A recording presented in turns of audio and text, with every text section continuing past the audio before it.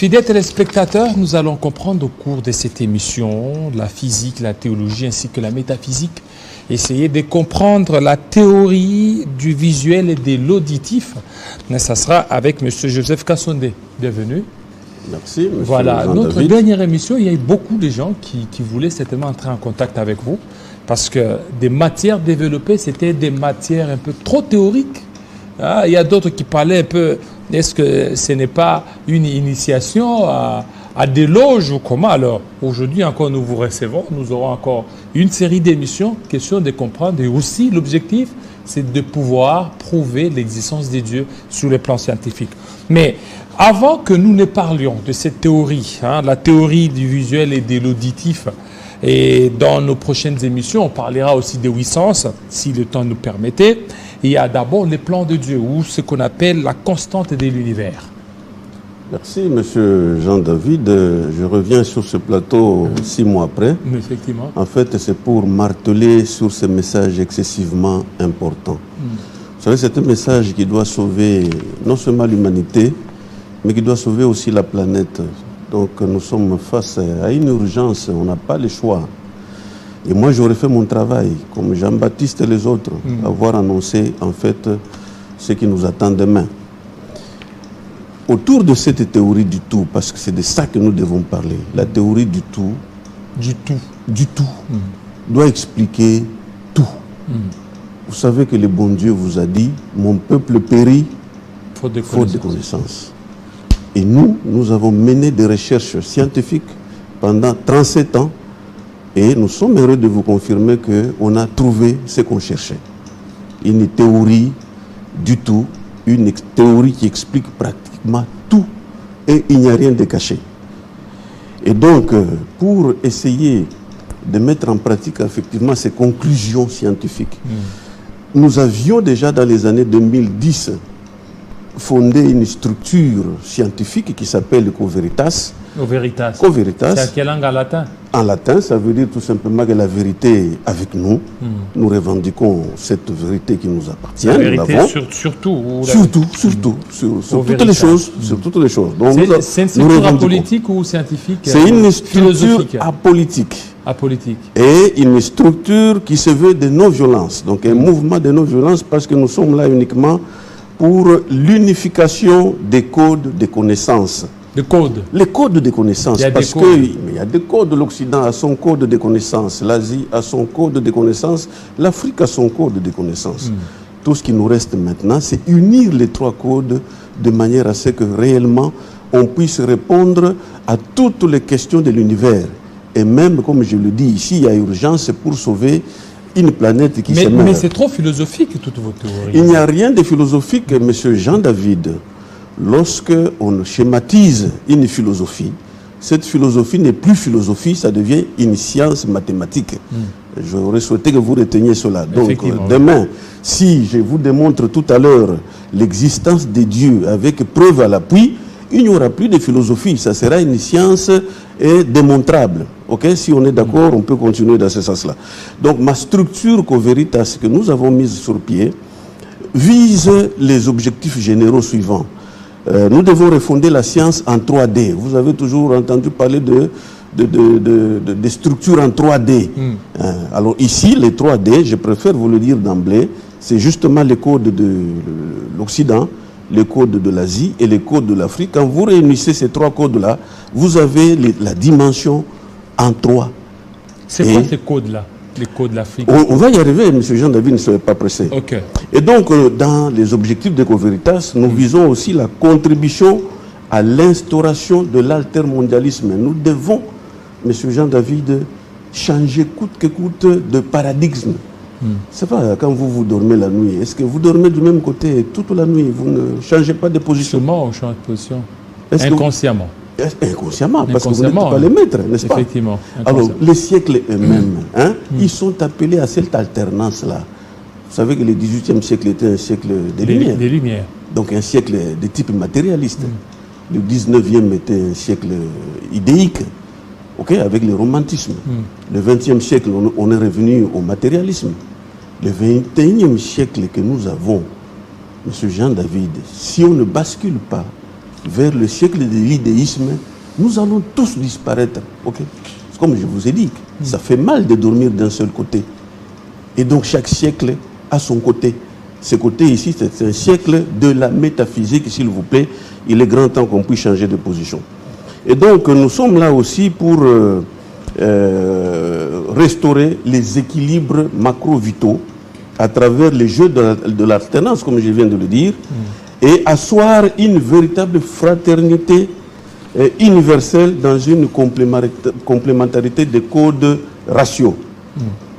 Nous avons aussi besoin de reconnecter l'homme dans sa relation avec la nature, parce que lui se déconnecte comme s'il ne faisait pas partie de la nature. Et nous avons besoin de dévoiler, comme je le dis, les portraits de Dieu. Les portraits? Oui, on pouvait les voir au physique. Les dieux étaient accessibles sur le plan théologique. Quels dieux? Les dieux? Les dieux du ciel? Il est le seul. Mais quand il dit que personne ne peut me voir, comment vous allez faire le portrait d'un Dieu qui est invisible? Ah, c'est ce qu'on vous a dit. Et donc, parce que c'est comme ça que vous périssez, faute de connaissances, justement. Oui, il y a un portrait. C'est ça la mission que moi je viens ici affranchir l'humanité de l'ignorance. Hein? Et donc, vous aurez tous les tableaux, tous les éléments pour vous prouver que, franchement, on était dans l'ignorance. Alors, les objectifs spécifiques pour moi, pour la Co-Veritas ici, c'est restaurer la dignité de l'homme noir. Écoutez, à un moment donné, on a attendu l'homme noir pour qu'il réponde au rendez-vous du donner et du recevoir. Oui. Alors, avec ces conclusions scientifiques que nous amenons, nous sommes là pour répondre à ce rendez-vous du donner et du recevoir. Alors, nous aurons à ouvrir des universités parce que les modèles que nous avons ici, les universités, ne répondent pas au schéma de la théorie du tout. Donc, on aura à ouvrir des universités, on aura à asseoir même des églises qui soient adaptées à la théorie du tout. Des églises? Oui, des églises. On aura à tout faire. On aura à créer aussi des médias apolitiques pour la cause de la science qui était Dieu. La science était Dieu parce que souvent, il y a des gens qui racontent que Dieu et la science, c'était dans une opposition. Donc ici, je suis là sur le plateau pour venir démontrer que Dieu était la science. Alors, nous pouvons passer donc au chapitre suivant sur les grandes constantes du plan de Dieu. Voilà. Ou appeler les plans des dieux. Les plans de Dieu. Les plans des dieux. Exactement. Nous avions des catégories. L'acquis et l'inné. L'acquis et l'humain. Et l'inné. L'inné, ok. Lorsque, par exemple, en psychologie, on vous dit que le caractère, on ne peut pas le modifier. Non.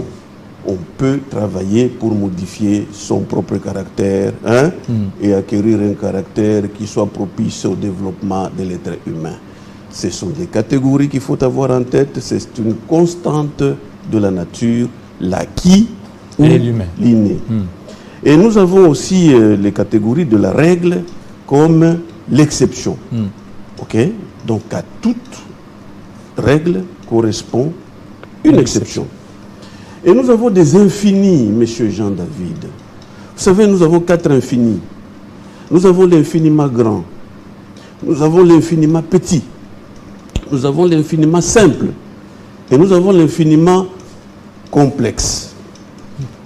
Alors, ce qui nous intéresse ici, c'est que dans l'infiniment grand, il y avait 2 sortes d'univers dans l'infiniment grand.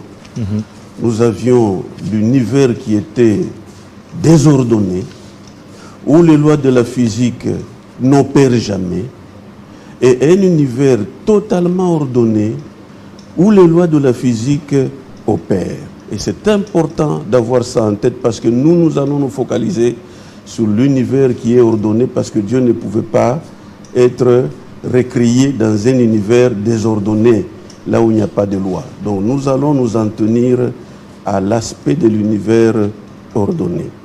Alors nous avons les éléments fondamentaux. Vous savez, depuis l'époque des savants grecs, avec les Parménides, ils ont découvert qu'on avait 4 éléments fondamentaux, dont voici le tableau.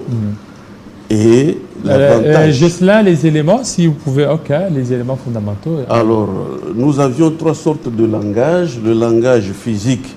Dans le langage physique, ces éléments fondamentaux sont les feux, en corrélation avec la terre sur le plan vertical, et vous avez l'air en corrélation avec l'eau sur le plan horizontal. Dans le langage théologique, nous sommes dans le même champ sémantique. Les feux a toujours brûlé les forêts, vous êtes d'accord avec moi? Ok.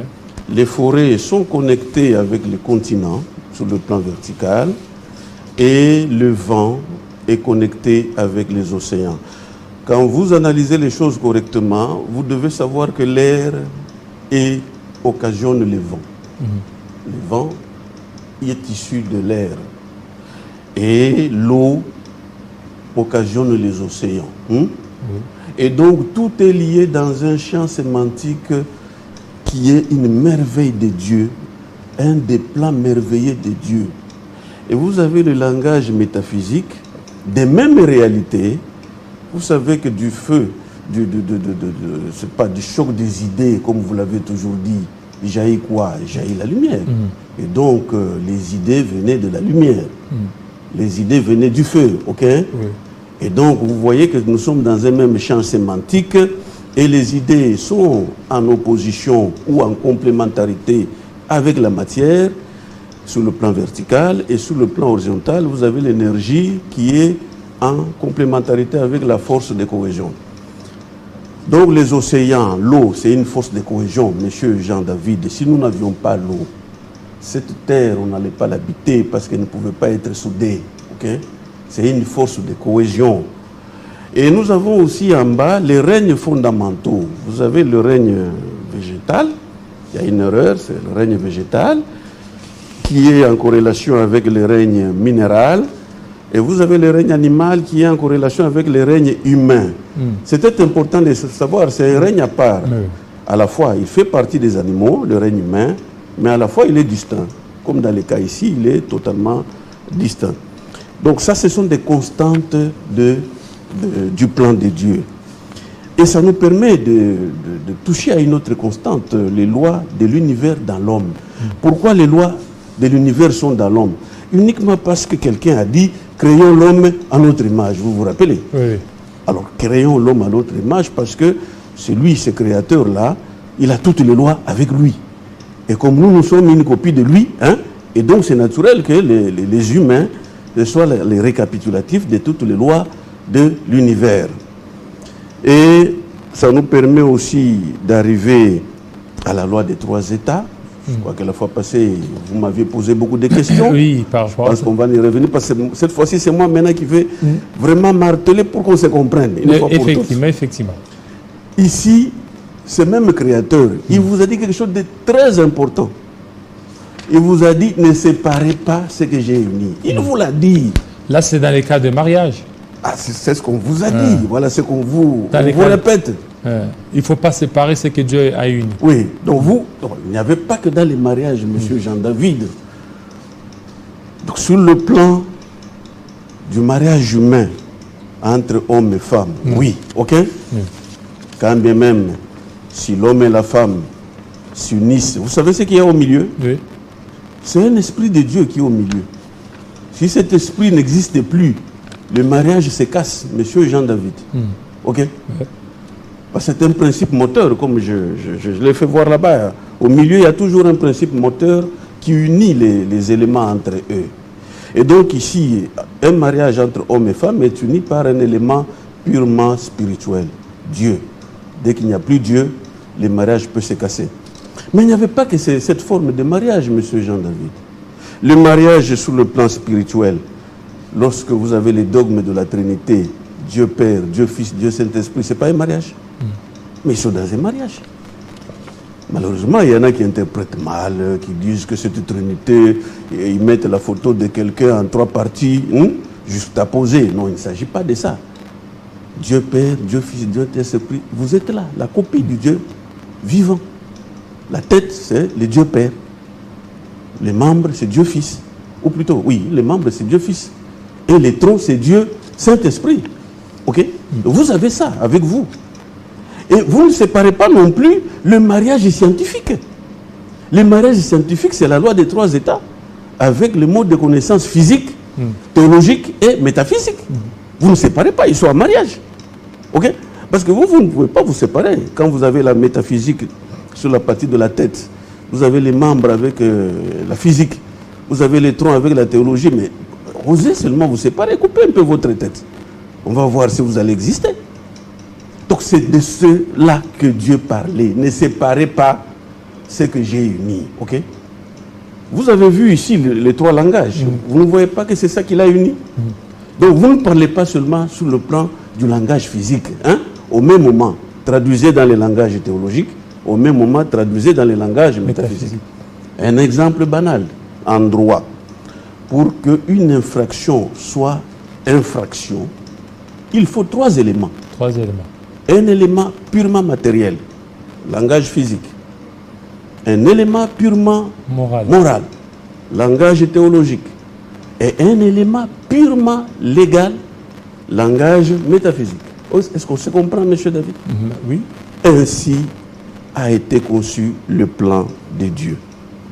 Alors donc, en étant d'accord avec qu'il y avait les mariages qu'il ne fallait pas séparer, parce qu'il n'y avait pas que les mariages humains, qu'il y avait les mariages spirituels, qu'il y avait les mariages scientifiques, eh bien, je vous avais rappelé la fois passée que les modes de connaissance étaient liés au groupe ratio, s'il vous plaît. C'était lié. Et donc, la dominance occidentale, c'est la physique. La prédominance asiatique, c'est la théologie. La surdominance métaphysique, c'est l'Afrique. Et c'est vérifiable parce que toutes les grandes religions du monde ont été dogmatisées en Asie. Ce n'est pas un hasard. Okay? Et nous, avec notre domaine de surdominance métaphysique, on ne peut pas le nier parce que lorsque l'Occident nous a trouvés en Afrique, hein, il nous a trouvés avec des institutions qui lui ont semblé bizarres, qui lui ont semblé obscures. Hein? Il n'a rien compris. Hein? Pratiquement, c'est comme ça qu'il a jeté et le bassin qui a servi à laver l'eau du bébé et le bébé lui-même, il a tout jeté, soi-disant qu'il ne comprenait rien de ces choses bizarres. Mais alors, j'avais bien stigmatisé le fait que ces modes de connaissance étaient accompagnés chacun d'un corollaire négatif. La physique engendrait le banditisme de type physique. Des gens qui utilisent les armes physiques, soit un couteau, pour aller nuire. Okay? Mais on n'a pas jeté la physique pour autant. On a utilisé la physique pour aller lutter contre le banditisme physique, s'il vous plaît. Oui. On a même les cours et tribunaux pour ça. La théologie a engendré une forme de banditisme propre à la théologie. L'intégrisme, le fondamentalisme. On n'a pas jeté la théologie. Par contre, on a essayé d'utiliser la charia, par exemple. C'est une loi qui permet à ce qu'on puisse châtier tous ceux qui vont à l'encontre de normes théologiques. Alors, quand on arrive au niveau du mode de connaissance métaphysique, c'est là que les choses se compliquent. Et là, on a un vide juridique. Au niveau de mode de connaissance métaphysique. Qui appartient à l'Afrique. Tout d'un coup, un vide juridique, comme si ce monde-là n'avait jamais été organisé. Et donc, ça nous fait penser à une théorie du complot. OK? Oui. Donc, quelque part, on peut penser, est-ce qu'il n'y a pas eu complot réellement? Parce que qui a créé ce vide juridique? Qui a créé ça? Qui a effacé une page de l'histoire propre à l'Afrique? Qui a volé les patrimoines culturels de l'Afrique? Qui a déclaré les pouvoirs, ou plutôt, qui a décapité les pouvoirs de régulation ancestrale, Monsieur David? Les pouvoirs coutumiers avec un chef coutumier. Il était là pour réguler tout ce banditisme de type métaphysique. Personne ne pouvait tuer personne dans un village si le chef n'avait pas accordé. Ok. Ça se passait dans l'ordre. Il y avait des vigiles nocturnes qui savaient voir avec des yeux que nous n'avons pas. Des yeux spirituels. Qui commettaient des gaffes Et ces vigiles s'en remettaient au chef coutumier pour qu'on châtie les coupables. Il y avait des formes de justice, monsieur Jean-David. On avait les ordalies, des sortes de rituels qui permettaient à ce que quelqu'un passe aux aveux, ok? Et ça se passait ainsi. Mais qui est venu détruire tous ces systèmes-là, toutes ces structures, toutes ces institutions? Qui est venu détruire ça? C'est pas l'acculturation, parce que c'est beaucoup plus allié à d'autres cultures. On va vous répondre, monsieur Jean-David. La réponse à cette théorie du complot, c'est qu'il faut interroger ceux qui se sont époumonés pour faire passer le message aux Noirs et les convaincre que la métaphysique égale sorcellerie. Si vous me trouvez le nom de ces gens-là qui sont venus s'époumoner pour nous détacher de la métaphysique, en voilà les coupables.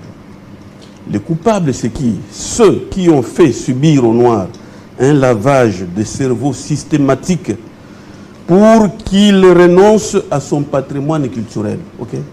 Vous en savez beaucoup de choses, même si vous n'étiez pas né dans les années 20, quand la colonisation était là.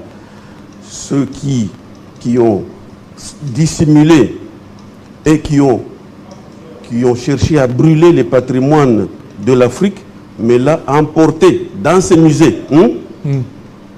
Mais aujourd'hui, vous savez qu'ils fabriquent des avions furtifs, vous qui n'aimez pas les avions invisibles. Et là, de l'autre côté, on vous fabrique des avions furtifs parce qu'on ne veut pas que ça soit vu. Mais vous, quand vous avez des avions qui ne sont pas vus, ça vous fait mal dans les cœurs. Alors, les clonages, les techniques de clonage, ce sont des techniques qui étaient propres à l'Afrique. On savait que les cellules souches existaient. Et que quand on prenait la poussière où vous avez mis votre pied, on vous prenait. Okay? On le savait, l'Afrique le savait. Mais qui a eu intérêt justement à simuler de brûler ce patrimoine culturel pour l'emporter dans les musées. Donc ceux-là qui ont fait les complots, ce sont ceux-là qui ont utilisé des missionnaires, ok, pour cette sale besogne en Afrique. Il s'agit, je peux citer, les colonisateurs et ses complices en soutane, s'il vous plaît. Les complices en soutane, les églises, Bible à la main et malice des vipères dans les cœurs. Ce sont ceux-là qui ont rendu l'Afrique misérable. Okay? Ceux qui continuent d'ailleurs à répandre le terrorisme culturel. Okay? Éliminer toute élite émergente. Vous en souvenez? Donc, même nous sommes en danger, nous sommes conscients.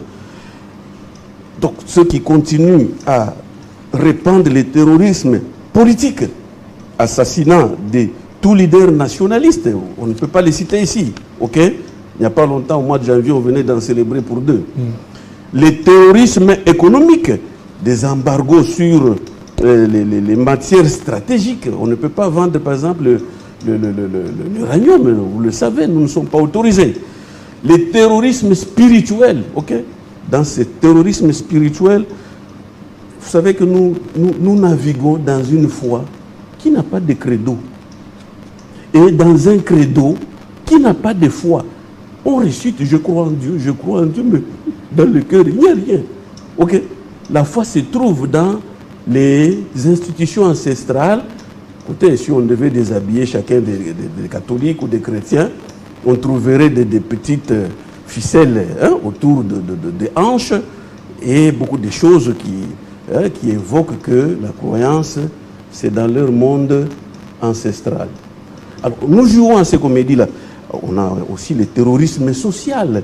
Le terrorisme social, c'est que c'est les inégalités flagrantes de répartition des richesses. D'un côté, des gens excessivement trop riches et de l'autre côté, des gens excessivement trop pauvres.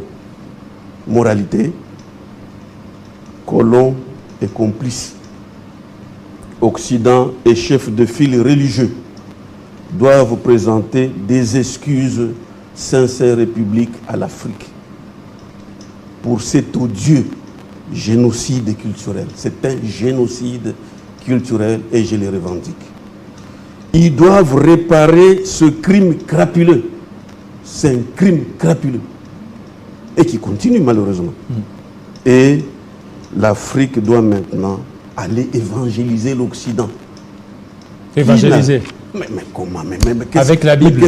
La même Bible que l'Occident nous a amené. C'est l'Occident qui nous a amené cette Bible. Alors, nous allons l'évangéliser avec quoi?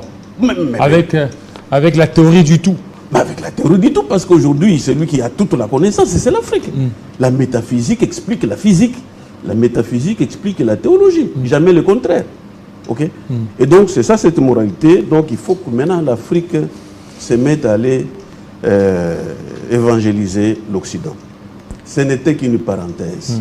Parce qu'il fallait marteler sur cette matière de métaphysique où on tient à nous convaincre que métaphysique égale sorcellerie. Donc on mette fin à cette aberration. Donc la métaphysique n'a rien à voir avec la sorcellerie. Mais il y a un banditisme qui est généré. La même science métaphysique peut s'occuper de cette. Alors au niveau de la métaphysique, il y a quoi alors? Il y a quoi au niveau de la métaphysique? Parce que métaphysique veut dire qu'au-delà de ce qui est physique. Exactement. Et au-delà.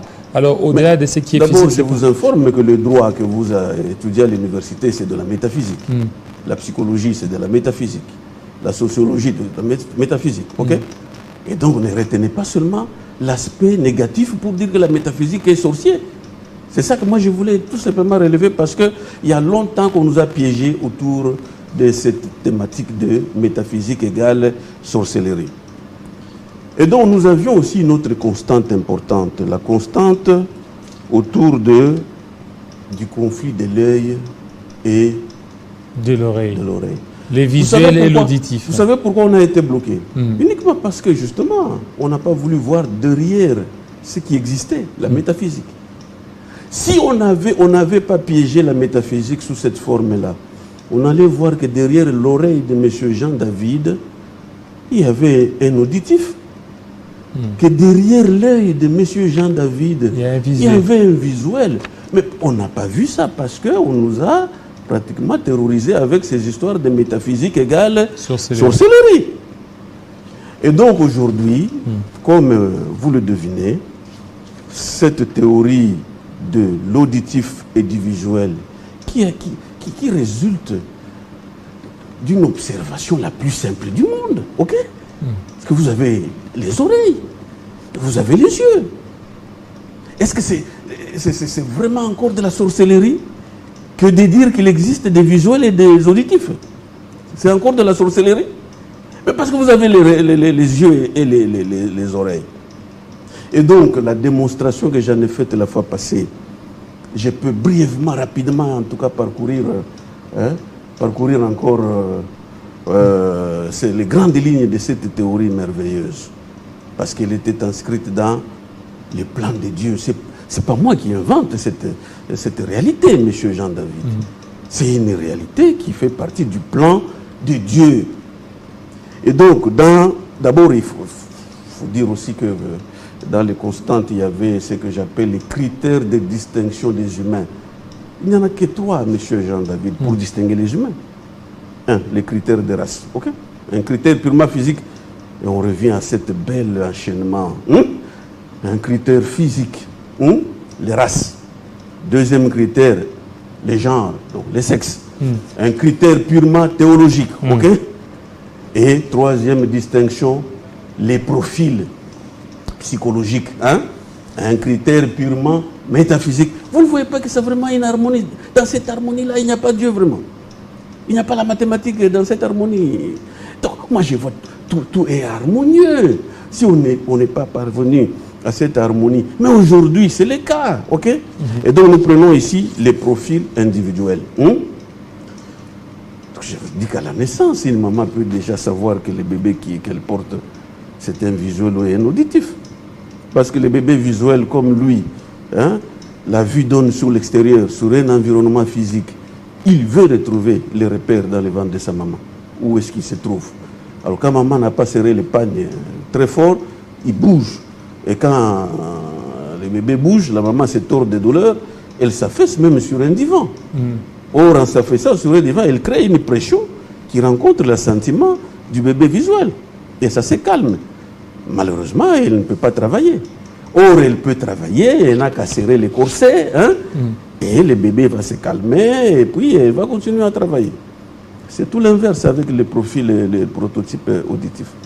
Quand maman a serré, Lui, c'est ça étouffé parce que, vous savez, pour entendre, un auditif a besoin d'être seul. Il a besoin d'être seul. Et donc, dans les ventres de la maman, il ne veut pas l'étouffement.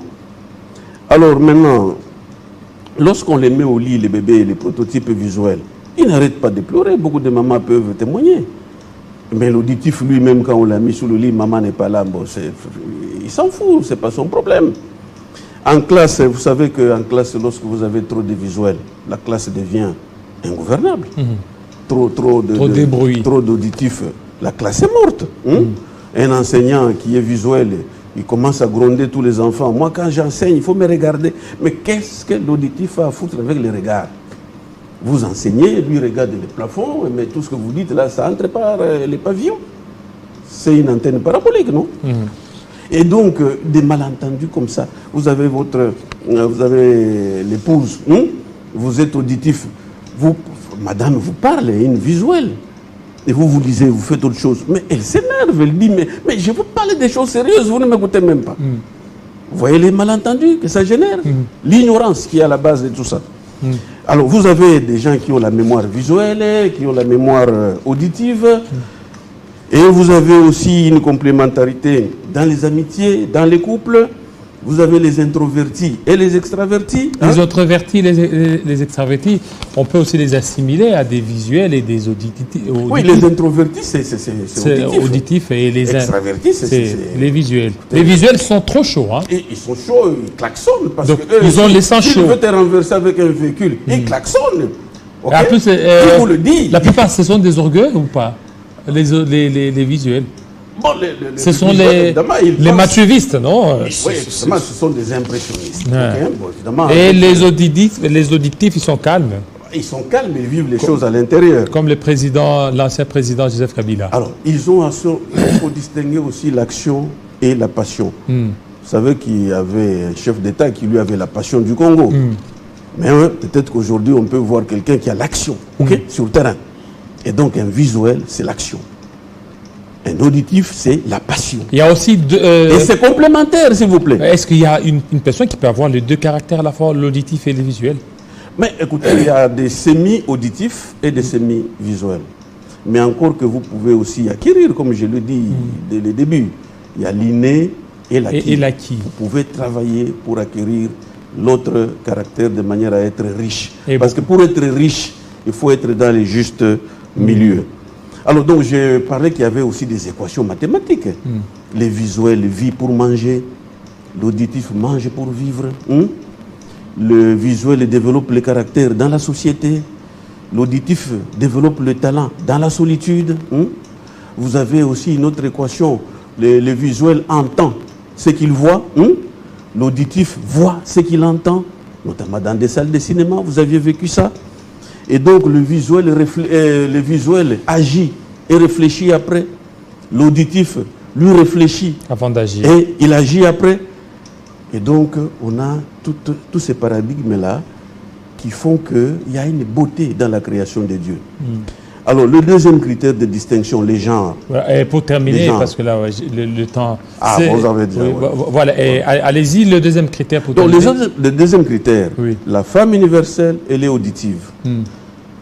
L'homme universel est visuel. C'est comme ça que, pour la preuve, les femmes disent que tous les hommes sont les mêmes.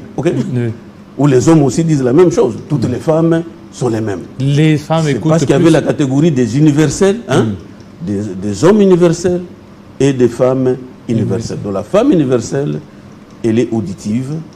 L'homme universel, il est visuel. Visuel. Oui. Voilà. Ça c'est bien, ça sont des belles théories. Merci à vous. C'est pas professeur, chercheur. Les tout à la fois. Théorie du tout. Oui, oui. Les tout. Voilà. Et même, merci. Alors, la théologie. Alors, j'aimerais que vous donniez votre numéro. Donnez votre numéro comme ça. Nous avons un numéro WhatsApp par où les passionnés des sciences peuvent m'atteindre, les 085 82 84 591. Et on a un numéro courant de contact, les 09 926 40 808. Reprenez 085. Donc 085 pour WhatsApp, 085, s'il vous plaît, je reprends, 085 82 Oui.